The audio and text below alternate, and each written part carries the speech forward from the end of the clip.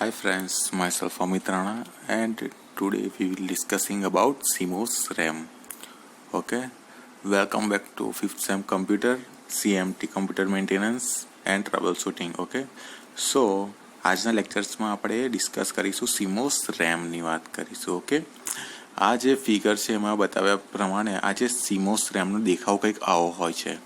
Okay, આપણે જે મધરબોર્ડની ચિપની અંદર લાગેલી હોય છે CMOS રેમ. ઓકે, હવે આ જે CMOS રેમ છે એની ફિગર છે તો એ બહુ જૂની રેમ છે. ઓકે, આ CMOS રેમ છે તો એને નોન વોલેટાઇલ બાયોસ મેમરી પણ કહેવામાં આવે છે અને NV રેમ પણ કહેવામાં આવે છે. ઓકે, આ શું છે? Small memory on PC motherboard that is use to store BIOS setting. Okay, એટલે કે આ સ્મોલ નાની મેમરી હોય છે જે પીસીમાં જે મધરબોર્ડ હોય છે, ઓકે, એની અંદર લગાવેલી હોય છે અને એની અંદર જે બાયોસના સેટિંગ હોય છે એ આ CMOS રેમની અંદર સ્ટોર થયેલા હોય છે. Okay, it is use volatile and low power SRAM powered by a small CMOS batteries when the system standby power is off. એટલે શું છે કે આ વોલેટાઇલ એટલે તમને ખબર છે કે જ્યારે કમ્પ્યુટર્સનો જે પાવર ઓફ થઈ જાય, ઉડી જાય તો એના બધા ડેટા ઉડી જાય. ઓકે, એટલે એનો યુઝ આ વોલેટાઇલ માટે થાય છે કે લો પાવર SRAM છે powered by small CMOS battery. એટલે કે જ્યારે કમ્પ્યુટર્સ આપણે બંધ કરીએ છીએ તો આ જે રેમ હોય છે તો એ જે ડેટા છે એને કન્ટિન્યુઅસ રાખવા માટે CMOS બેટરીઝ છે એની અંદરથી એ પાવર લે છે.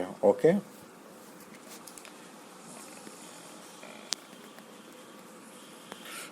આ CMOS રેમ વિશે થોડી આપણે માહિતી લઈ લઈએ. આ CMOS RAM and the RTC have been integrated as a part of Southbridge GPS and it may not be stand-alone chip on modern motherboard. Okay, એટલે કે આ બહુ જૂના જમાનાની CMOS રેમ છે. ઓકે, CMOS રેમ અને એ છે RTC. એટલે કે આ શું છે? CMOS રેમ અને RTC છે એ RTC એટલે રિયલ ટાઈમ જેને ક્લોક કહેવામાં આવે છે. Okay, A the part of south bridge એટલે કે કમ્પ્યુટરમાં જે સાઉથ બ્રિજ હોય છે એની અંદર આ બે એટલે ઇન્ટિગ્રેટેડ એટલે લગાવવામાં આવેલી હોય છે. હવે તમને ક્વેશ્ચન્સ થતો હશે કે આ રિયલ ટાઈમ ક્લોક શું છે? ઓકે, તો આ જે રિયલ ટાઈમ ક્લોક છે તો રિયલ ટાઈમ ક્લોકમાં શું છે કે જે આ રિયલમાં જે આપણે ટાઈમ જે હમણાં જે ચાલતો હોય ને એ ટાઈમ શાની અંદર હોય? રિયલ ટાઈમ ક્લોકની અંદર જે આપણે હાલમાં જે ટાઈમ ચાલતો હોય એ મેન્ટેન કરવાનું કામ કોણ કરે છે? રિયલ ટાઈમ ક્લોક કરે છે. Okay, this is use to store basic information about PC's configuration. Okay, હવે આનો CMOS રેમમાં શું થાય છે? એનો યુઝ થાય છે કે basic information about PC configurations એટલે કે number of types of hardware એટલે કેટલા હાર્ડવેર છે, ફ્લોપી ડ્રાઈવ છે, હાઉ મચ મેમરી છે, તો એ બધું જે બેઝિક ઇન્ફોર્મેશન સ્ટોર કરવા માટે પણ આનો યુઝ થાય છે. Okay, the PC read the times from the RTC when boot up, after which the CPU keeps the time, which is why the system clock are sometimes out of synchronize. Okay, એટલે કે શું હોય કે તમને ખબર હશે કે તમે તમારું કમ્પ્યુટર પહેલાં ચાલતું હોય કમ્પ્લીટ, પછી તમે એને સ્વિચ ઓફ કરો એટલે કે એને શટડાઉન કરો છો. ઓકે, પછી એને થોડો ટાઈમ પછી એને ચાલુ કરો છો તો બી અત્યારે જે હાલમાં ટાઈમ ચાલતો હશે એ એઝ ઇટ ઇઝ એ કમ્પ્યુટર્સની અંદર ટાઈમ્સ દેખાડે છે. તો એ બધું પોસિબલ કેવી રીતે બને છે? એ પોસિબલ આની મદદથી જ બને છે. શું થાય છે કે જ્યારે તમે કમ્પ્યુટર્સ ચાલુ કરો છો, ઓકે, તો કમ્પ્યુટર ચાલુ કરો એટલે તમારે જે આ CMOS રેમ છે, ઓકે, તો એ એક્ટિવ થઈ જાય અને રિયલ ટાઈમ ક્લોક છે તો એ જે CMOS રેમ છે, ઓકે, એટલે કે એ રિયલ ટાઈમ ક્લોક હોય તો એની પાસેથી જે હમણાં હાલમાં જે ટાઈમ ચાલતો હોય એ ટાઈમ વચ્ચે એ બે મેચ કરીને જે હાલનો ટાઈમ હોય કે તો RTCની મદદથી એ ટાઈમ્સ ડાયરેક્ટ પછી રિસીવ કરે છે સિસ્ટમમાંથી. ઓકે, અને આ જે RTC હોય છે એ કોની જોડે કનેક્ટેડ હોય છે કે CMOS જે સેલ્સ હોય છે નાના જે પાવર હોય છે એની જોડે થોડો પાવર લઈને એ હંમેશા જે ક્લોક હોય છે રિયલ ટાઈમ ક્લોક્સ એને ચાલુ ને ચાલુ રાખતી હોય છે. ઓકે, એટલે rebooting the PC causes the RTC to be read and increasing their accuracy, એટલે કે એ રીડ કરે અને એની એક્યુરન્સી બી એ જાળવી રાખે છે. એટલે આપણું જે કમ્પ્યુટર્સ હોય છે તો એનો જે ટાઈમ છે તો હંમેશા ચેન્જ થયા કરે છે એટલે કે બદલાયા કરે છે. એવું નહીં કે પીસી આપણે બંધ કરી દીધું તો પછી એનો એ ટાઈમ રહે. ઓકે, એ હંમેશા જ્યારે કમ્પ્યુટર્સ ચાલુ થાય તો આરટીસી જોડે ટાઈમ લઈને એ અપડેટ કરીને આપણને જે હાલમાં જે ટાઈમ ચાલતો હોય એ બતાવે છે.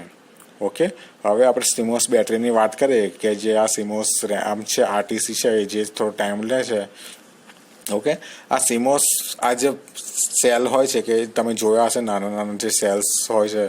ઓકે, એના જેવો જ આ સેલ્સ આવે છે એની સાઇઝ થોડી પોડી હોય છે. બધાએ મોસ્ટલી મધરબોર્ડની અંદર આ સેલ્સ જોયો હશે. ઓકે, જેને મેમરી બેટરી પણ કહેવામાં આવે છે. ઓકે, સિમોસ બેટર પણ કહેવામાં આવે છે. એટલે કમ્પ્લિમેન્ટરી મેટલ ઓક્સાઇડ સેમિકન્ડક્ટર્સ પણ કહેવામાં આવે છે. ઓકે, હવે જે આ છે સિમોસ બેટરીની જે આવી રીતે સેલ હોય છે તો એની લાઈફ 3 યર્સની હોય છે. એટલે શું કે આ જે સેલ હોય છે તમે કમ્પ્યુટરની અંદર નાખેલો હોય છે તો 3 વર્ષ સુધી બી કમ્પ્યુટર બંધ હોય ને તો પણ એનો એ ટાઈમ જે છે, ઓકે, રિયલ ટાઈમ ક્લોક છે આરટીસી, તો એ 3 યર્સ સુધીની એની કેપેસિટી હોય છે કે એ ટાઈમ પરફેક્ટલી ચલાવી શકે છે. ઓકે, ત્યાં સુધી એને ચાલી શકે છે. એટલે એની લાઈફ 3 યર્સની હોય છે. ઓકે, હવે આપણે વાત કરીએ બાયોસ, ફંક્શન્સ ઓફ બાયોસ. બાયોસનું ફૂલ ફોર્મ આવે છે બેઝિક ઇનપુટ આઉટપુટ્સ. ઓકે, અને આ રોમ બાયોસ બી એને કહેવામાં આવે છે, સિસ્ટમ બાયોસ બી કહેવામાં આવે છે. Okay, it is a chip located on all motherboard.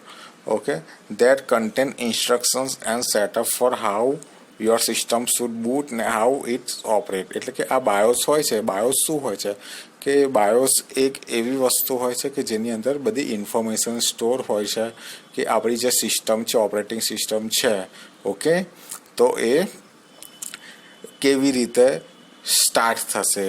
Okay, એ બાયોસની અંદર બધું સેટિંગ થયેલું હોય છે. ઓકે, બધી ઇન્ફોર્મેશન બાયોસની અંદર સેટ થયેલી હોય છે.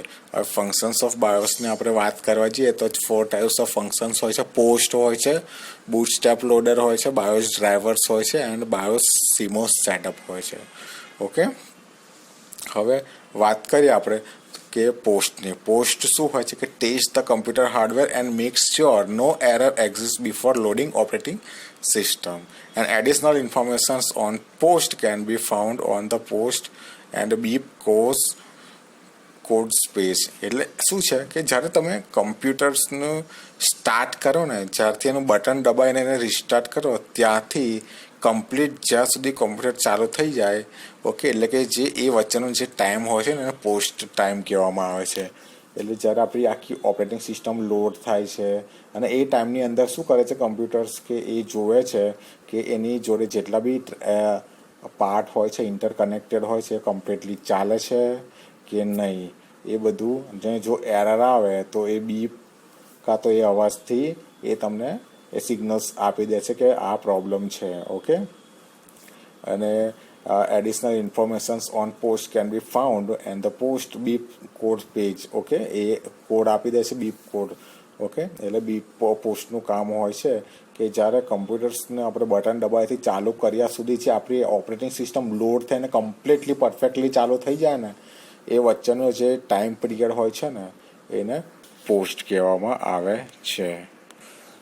હવે આ જે બૂટ સ્ટ્રેપ લોડર હોય છે, ઓકે, એનું કામ શું હોય છે કે located operating system, if the capable operating system is located the BIOS will be pass control to it. એટલે કે આપણી જે ઓપરેટિંગ સિસ્ટમ જે છે એ કઈ જગ્યા પર સ્ટોર છે, કઈ ડ્રાઈવમાં સ્ટોર છે, ઓકે, એને ત્યાંથી લોડ કરાવવાનું કામ કોનું છે? બૂટ સ્ટ્રેપર લોડરનું છે. ઓકે, અને એ કંટ્રોલ બાયોસને આપે છે. પછી જે આપણી જે ડ્રાઈવમાં જે સિસ્ટમ હોય એને પહેલાં લોડ કરાવશે, બૂટ સ્ટ્રેપર એને શોધે છે ને એ જગ્યાએથી પછી એ બાયોસને પાસ એના કંટ્રોલ કરશે. ઓકે, પછી આપણી ઓપરેટિંગ સિસ્ટમ ચાલુ થાય છે. ઓકે, હવે પછી આપણે જોવા જઈએ કે બાયોસ ડ્રાઈવર્સ એટલે low level drivers that can the computers basic operations control over your computers hardware. એટલે શું કહે છે કે લો લેવલના ડ્રાઈવર્સ હોય છે ને, ઓકે, તો જે આપણે કમ્પ્યુટર્સ હોય છે તો એની અંદર સ્ટોર થયેલા હોય છે. ફોર એક્ઝામ્પલ કેવી રીતે કે તમે અમુક વખત જોયું હશે કે તમારું કમ્પ્યુટર્સ કદાચ છે ને ચાલુ થતું હોય તો એને તમે બાયોસ સેટિંગ બી તમે કરતા હો તો તમારું માઉસ નહીં ચાલે પણ કીબોર્ડ ચાલતું હોય છે, ટાઈપિંગ ને ઉપર નીચે ને બધું બાયોસ સેટિંગમાં થતું હોય છે, માઉસ નહીં ચાલે. ઓકે, તો એના માટે એના બેઝિક ડ્રાઈવર્સ હોય છે. ઓકે, તો એને બાયોસ ડ્રાઈવર કહેવાય છે, low level driver that can give computers basic operational controls over your computer's hardware. Okay, એટલે કે જે કીબોર્ડ હોય છે એના ડ્રાઈવર્સ કે જેની મદદથી આપણે કંટ્રોલ કરી શકીએ છીએ, બાયોસમાં સેટિંગ કરી શકીએ છીએ.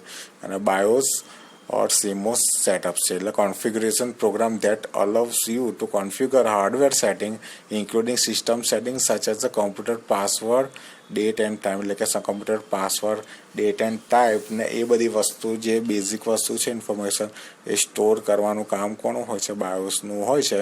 ઓકે, એટલે કે CMOS સેટઅપ હોય છે કે એ ઇન્ફોર્મેશન્સ ને એ ઇન્ક્લુડ છે, સેટિંગ હોય છે તો એની અંદર બાયોસમાં હોય છે. એટલે CMOSમાં બી હોય છે, CMOS સેલ્સ ને આપણે અમને જે ડિસ્કસ કરીને એની અંદર. ઓકે, એટલે કે આ બધા ફંક્શન્સ બાયોસના હોય છે. ઓકે, આપણે જોઈ લીધા બાયોસ એન્ડ CMOS સેટઅપ્સ હોય છે, બાયોસ ડ્રાઈવર્સ હોય છે, પછી પોસ્ટ હોય છે અને બૂટસ્ટ્રેપ લોડર હોય છે. Okay friends.